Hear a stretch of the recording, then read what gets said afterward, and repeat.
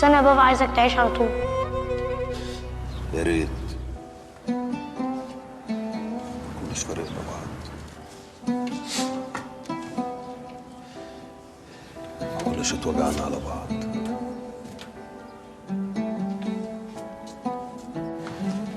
رضوان، ايه يا رضوان؟ بنادي عليك من البلكونه وانت نازل من التاكسي ما بتردش عليا. انت ما كانش ينفع تسيب المستشفى ابدا.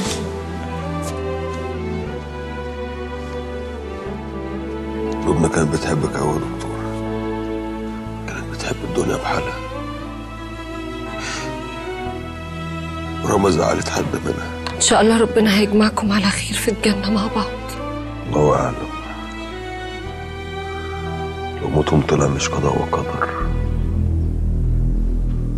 الله اعلم اللي هعمله هيخلي الجنه تجوز عليا ولا لا. ايه ده يا خبر؟ ده الجرح شكله فتح.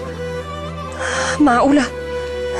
شايف انت مش مدي نفسك فرصه عشان الجرح يلم. وريني، انت ما كانش ينفع تسيب المستشفى ابدا يا رضوان. انا هنزل تحت اجيب لك شويه ادويه وحاجات عشان اغير لك على الجرح وارجع على طول.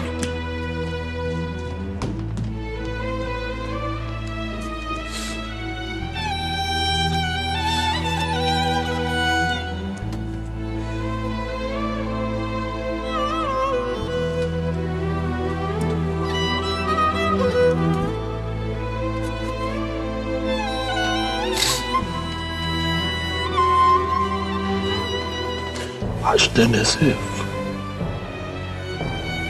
وحشتني.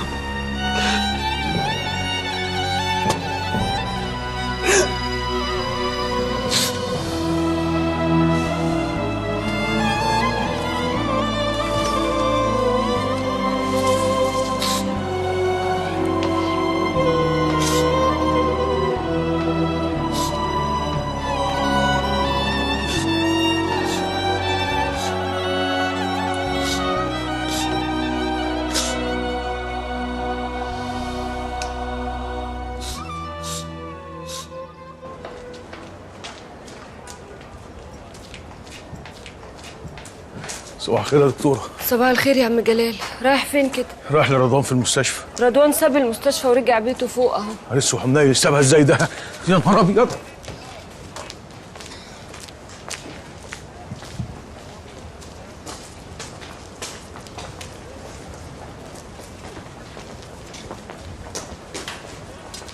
صباح الخير يا دكتورة. معلش بقى اتأخرنا شوية كنا بنفطر.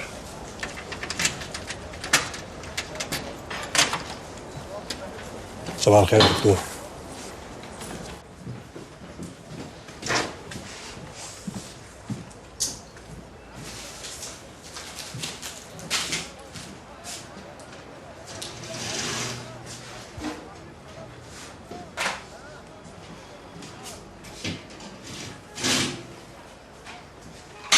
بتصبحيش علينا ليه يا دكتورة؟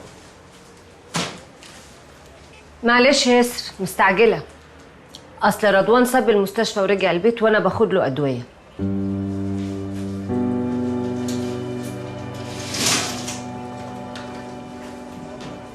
يعني رضوان فوق في بيته دلوقتي يا دكتورة؟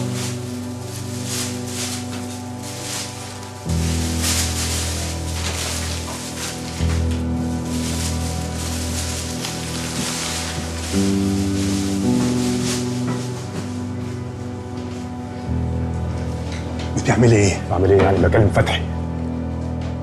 شكله لسه مخمود. بقول لك ايه؟ تحس ان شيماء بصتها عاديه ولا تحسها شاكه في حاجه او عارفه حاجه؟ يا عم تتحرق شيماء دلوقتي يا عم، خلينا في اللي رجع ده. ما تطلع يا عم تخبط عليه وتخلصنا. يا سلام، عشان يقوم يسمعني الندى.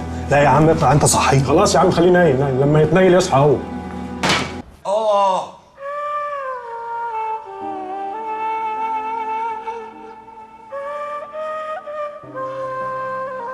انا بجد مش قادره اصدقك. انت بتعمل في نفسك كده ليه؟ معلش معلش استحمل. معلش خلاص. لازم تخلي بالك من صحتك شويه يا رضوان. بص يا سيدي، انا كتبت لك على كل الادويه مواعيدها تتاخد امتى وكم مره بالظبط. ولو سمحت عشان خاطري اوعى تتحرك عشان الجرح ده. تسلم ايدك يا دكتور. الله يسلمك. على مهلك على مهلك. استاذ جلال، عايزك تفتح الورشه، مش عايزها تفضل مقفوله كده. حاضر يا رضوان. طوب العزا، ناس كتير جات لك يا ابن المستشفى عشان يعزوك. طوب الارض بيحبك. هنعمل لهم العزا امتى؟ مفيش عزا، مش عايز اسمع سيره عزا لحد لما اتاكد اللي حصل ده حصل ازاي. لا حول ولا قوة الا بالله العلي العظيم. يا ابني استعيذ بالله من الشيطان، احتسبهم عند ربنا. بص لنفسك بقى وبص لبنتك، بص لمستقبلك يا اخي. سيبك من الحاجات اللي بتوجع القلب دي. قلبي يا اسطى جلال، قلبي اللي راح. عمري ما اهدى ولا ارتاح غير لما اتاكد حصل لهم ده بفعل فاعل ولا قضاء وقدر.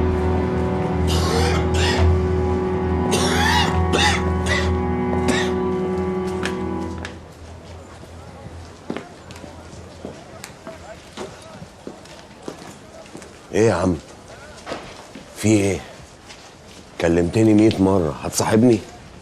في مصيبة ولا ايه؟ رضوان ساب له المستشفى فوق في البيت، وشيماء عنده بتطببه. والله.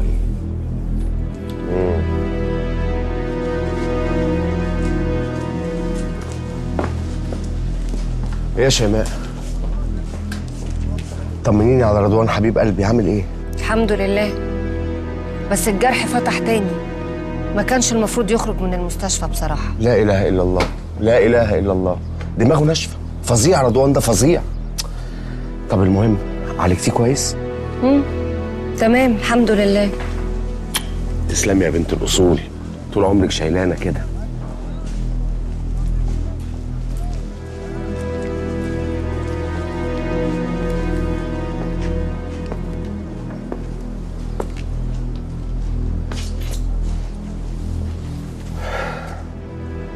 بقول لك يا رافض، خليك انت هنا في الصيدليه وانت هتيجي معايا.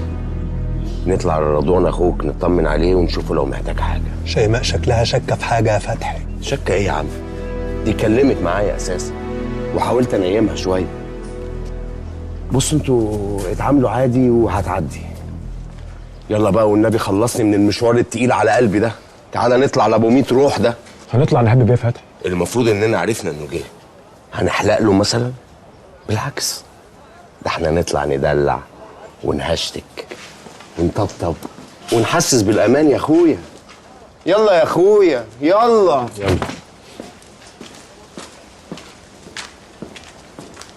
يلا يا عم، يلا. انت هتبص هتصور البيت.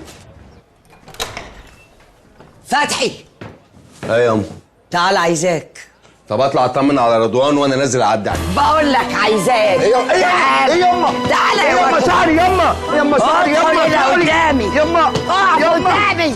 ايه يما بوصيلي شعري؟ امك دي ما بيتبلش في بقها فوله، اهي ظبطتنا اهي. قتلتهم يا فتحي؟ قتلت عيل وليا يا فتحي؟ وكانت النية اصلا موت اخوك وعيلته. اخس اخس على ال9 اشهر اللي حملتهم في خسيس زيك. يا ريتني كنت قعدت عليك وفطستك وكنت ارتحت. ايه يا واد، ازاي فكرت تعمل كده وما خفتش؟ ازاي عملت اللي انت فكرت فيه مع شيطانك؟ ازاي عرفت تغلب ضميرك؟ ايه يا واد، كنت بتنام ازاي وتقوم وتطفح وتمشي على رجليك ازاي؟ ده لو ابليس عمل اللي انت عملته مع الكلب ده كان زمانه ندم وضميره وجعه. خلصتي كلامك؟ لسه كلامي ما خلص. يا قتالي نقطة يا شيطان. اخ ده يا اخويا اللي يقتل اخوه حتى لو كان بينهم مصالح الحداد. اخ ده اللي يقتل عيل والمفروض ان هو عمه يحميه. ولبنى ذنبها ايه لبنى؟ عملت ايه في حياتك؟ ده هي الوحيدة كانت بتدافع عنك وعن ندالتك وعن جهيتك وقلة أدبك. ياما بست ايدي انا وابوك وتقول لنا معلش ما تزعلوش لما كنا بنشتكي منك. تعالى قول لي يا واد، هتقول ايه لربنا لما تقف قصاده وهم واقفين قصادك؟ هتقول ايه؟ وقتلتهم ليه؟ بأي حق وبأي ذنب هتقول قتلته عشان أنا كلب فلوس وأعمل أي حاجة إن شاء الله أقتل أهلي؟ ولسه عمال تكمل وعايز تقتل رضوان وبنته اللي ربنا نجاهم منك ومن عندك. كأنه بيقول لك كفاية وانت تقول لا واتحداك وهكمل. ده ربنا هيسخطك انت واللي ماشيين وراك وهتكونوا عبرة لكل الناس، وربنا هيبتليكوا بالفقر والمرض. خالتي نجاة انت مش فاهمه الحوار انت تخرس خالص ما تفتحش بقك لا اضربك بالجزمه. ايه ماشي وراه كده عمياني يقول لك تقتل تطوعه؟ ما انتوا جوز دلاديل، انتوا جوز ما شدتوش بعض غير للقرف وقله القيمه والسمعه الزفت وعملكم الراضي. رضوان هو اللي كان حق يا أمه، هو اللي بدأ، مش ربنا برضو؟ اخرس، اوعى تجيب اسم ربنا على لسانك.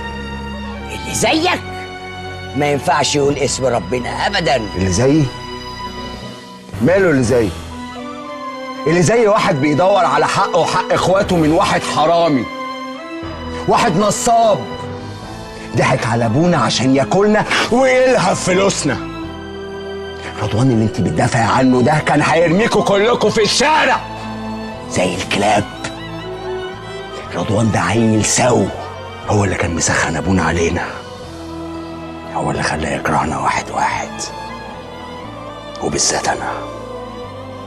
لا وكان واخده ليه لوحده كأنه شقة ملك، او كأن ابونا ما خلفش غيره، او كأننا احنا اللي موتنا فاطمة الله يرحمها ويتمناه، مش هي اللي ماتت لوحدها. بص يا أما، من الآخر أنا فرحان قوي باللي عملته ومكمل فيه، ومفيش ذكر اتخلق في الدنيا دي هيقدر يرجعني عن اللي عملته أو عن اللي لسه هعمله. وآية رضوان ومريم هيموتوا زي لبنى وسيف بالظبط، وعندي استعداد أقتل لو 1000، بس حقي يرجع لي وينام في حضني وما يتعلمش عليا من البهياجي بتاع الدوكو ابو لبس مبقع. ودين النبي لبلغ عليك يا فتحي، ابلغ عليك انت واخواتك وهخليهم يشنقوكوا واحد ورا التاني، واروح على قبرك واتف عليه. انت كدابه كدابه، لو كنت عاوزه تبلغي كنت بلغتي، وشويه الكلام اللي انت مطلعاهم دول من ورا قلبك عشان انت متعصبه، بس انت ما عندكيش اي استعداد انك تخسرين انا وعبد المحسن ونضيع عشان خاطر رضوان. حسبي الله ونعم الوكيل فيك انت وعبد المحسن، حسبي الله ونعم الوكيل فيكم اللي عملتوه. ما بلغتيش ليه يا أمه؟ لما خالتي سميحه قالت لك، مش هي اللي قالت لك؟ ما بلغتيش ليه؟ عشان عيالي ما قدرتش ابلغ، ما قدرتش، دريت حق ربنا واتخرصت عشانكم. واللي سكتك اول مره هو اللي هيسكتك تاني مره. انا مش هسيب حقي ابدا. مات الكلام. يلا يا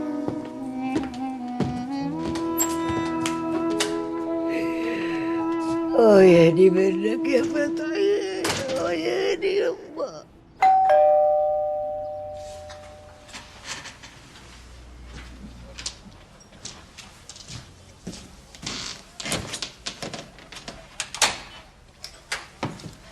يا عم جلال، رضوان فين امال؟ مين يا اسطى جلال؟ انا يا اخويا، انا. اتكل انت بقى عشان عايزين نطمن على اخونا. يلا الباب في ايدك يا حبوب.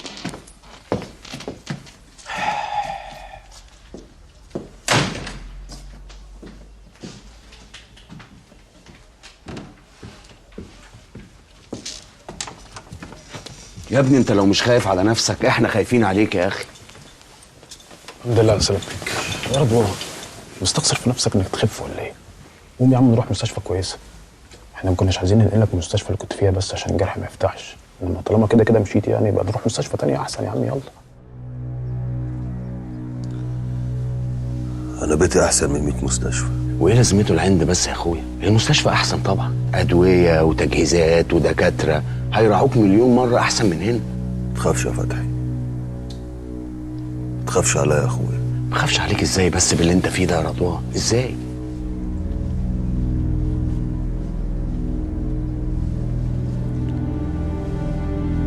انتوا اللي عملتوا كده يا فتحي.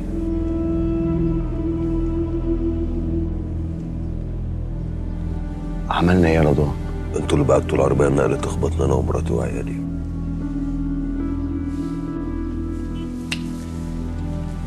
الله يسامحك يا اخويا، الله يسامحك. انا مش هلوم عليك عشان الظروف اللي انت فيها، بس لو كنت في ظروف تانية كنت ركبتك حق جامد وجامد قوي كمان. والله عيب عليك يا رضوان انك انت تقول كده. مش بس عيب عليك انك تقول، ده عيب اصلا انك تفكر في كده، انه يجي في خيالك او في بالك. ازاي يا رضوان؟ ده احنا اخوات يا جدع، عيش وملح وسنين ما بينا، مهما اختلفنا ولا اتخانقنا ولا ضربنا بعض حتى في النهايه اخوات.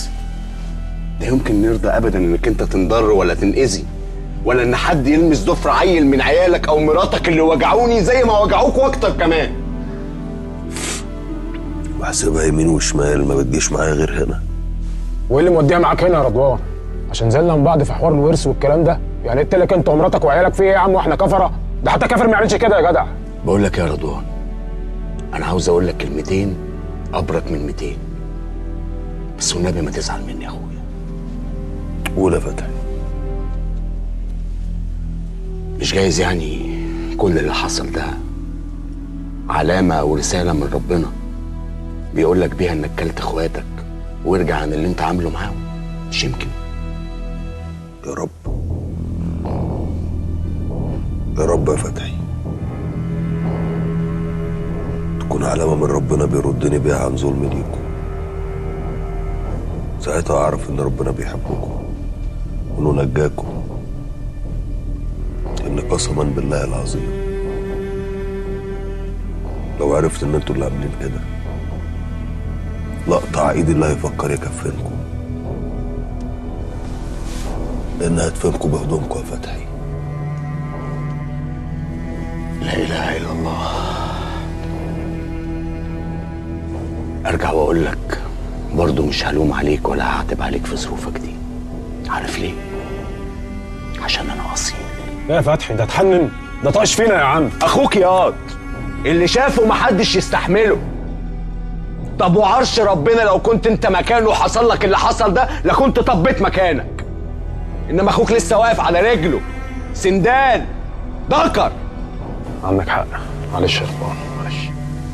جايز نكون انا وفتحي مختلفين معاك، زعلنا من بعض كتير، بس الاخوات بيبانوا في الظروف اللي زي دي واحنا في ظهرك. ملعون ابو اي حاجه ما تخليناش في ظهرك يا اخي. وبعدين يا اخويا لو معاملتنا الكويسه ليك من ساعه اللي حصل لك هي اللي مودياك مكان ما دماغك راحت، احب اقول لك هنا بقى لو مستني مننا في وسط الظروف دي معامله تانية غير كده يبقى انت بقى يا رضوان اللي مش تمام وما تعرفش يعني اخوات. أنا عايز أنام. وماله يا اخويا؟ نوم العوافي. بالحق طليق علا خد اخلاء سبيل وخرج من النيابه النهارده، طلع ملوش دعوه بالحكايه، مع انه عرش ربنا كنت حالف لادفنه صاحي لو كان ليه علاقه. حصل ياض؟ صح وربنا اهو. نام يا حبيبي بالاذن يا رضوان. يلا يا ده اخوك عايز ينام. يلا يا عم، يلا يا انا ماشي معاك اهو والله. تصبح على خير يا رضوان.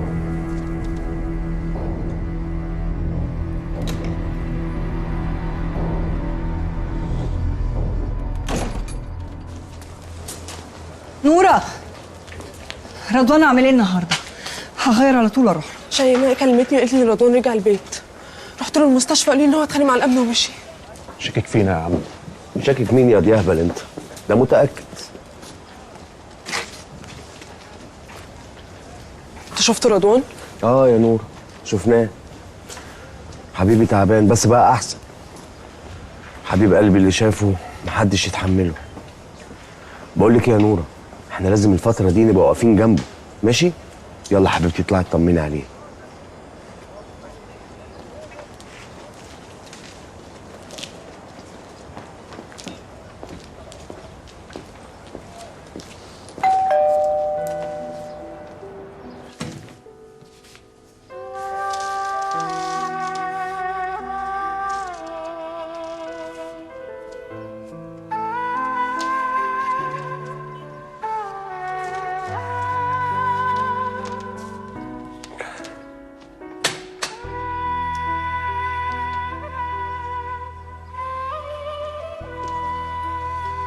ايه يا رضوان؟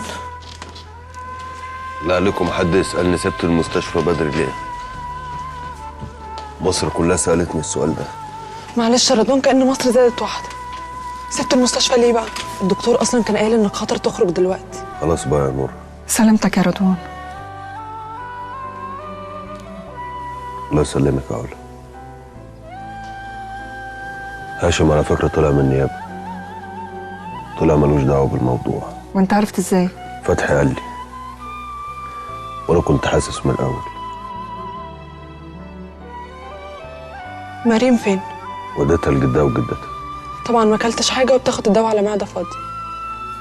عايزين نحضر له أكل يا علا وننضف البيت. يلا. ما تتعبوش نفسكم، ملوش لزوم. ماليش نفس الحاجة. طب عشان خاطري. أكل الباشمهندسة يا كبير، مش هتعرف تقاوم. هندوق أكل الباشمهندسة. يلا تعالي.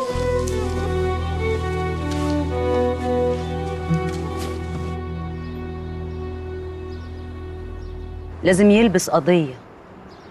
وجوده وشكه دول خطر عليكم كلكم. وبعدين ده لما يتأكد هيبقى عامل زي النار اللي لما تلاقي حاجة تمسك فيها. طب ليه قضيه؟ ليه؟ ما نخلص منه زي ما انا كنت مخطط. عشان طلع من المستشفى وفاه واقف على رجله.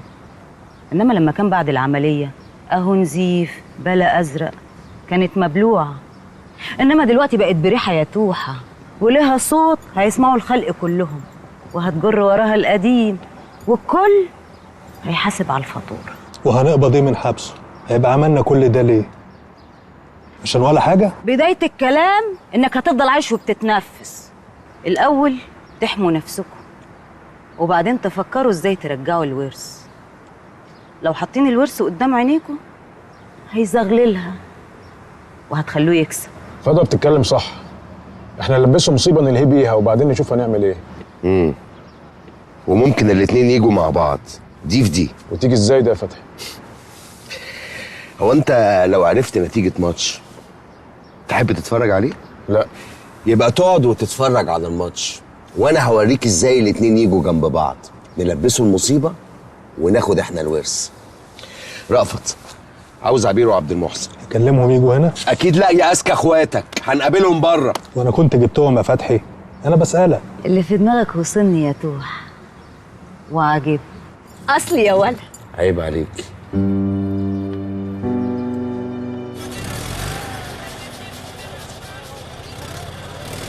لازم يا رضوان عشان تاخد الدواء. دي حتى شيماء كل شويه تتصل بيا عشان تاكد عليا الميعاد. مش قادر اقولها. طبعا عشان خاطر يشرب الشوربة دي سهلة. مش نفس. ليش نفس الحاجة، ولا يبقى ليا نفس الحاجة طول ما هو بعيد عني. عارف ان الموت علينا حق، بس مش قادر اتخيل ان يوم ابني يبقى قبل يومي. مش قادر اتخيل انه يدفن قبلي. استغفر الله العظيم. راضي بابتلاء ربنا، بس برضه عارف انه ما بيحملناش فوق طاقتنا. وانا طاقتي ما تستحملش ان مراتي وابني يموتوا في يوم واحد. مش قادر اتحمل ان انا قاعد هنا وهم مدفونين تحت التراب. مش عارف اكمل حياتي تاني ازاي. هعرف انزل واروح واجي زي زمان؟ هعرف اضحك تاني في وش الناس؟ هعرف ارجع بني ادم تاني؟ هتعرف وهتقدر، وانت اللي لازم تخلي نفسك تقدر. ربنا من رحمته خلقنا بننسى عشان كل اللي انت بتقوله ده. ونعم بالله، وعشان واثق انه رحمن، واثق ان اللي حصل لهم ده بفعل فاعل مش قضاء وقدر. ربنا ارحم من كده يا علا. اديتهم ما كانش فيها اي رحمه. واثق ان ده مش ترتيب ربنا، ترتيب عبد، وحاسس ان العبد ده من دمي. ايوه رضوان اللي عمل كده من دمك.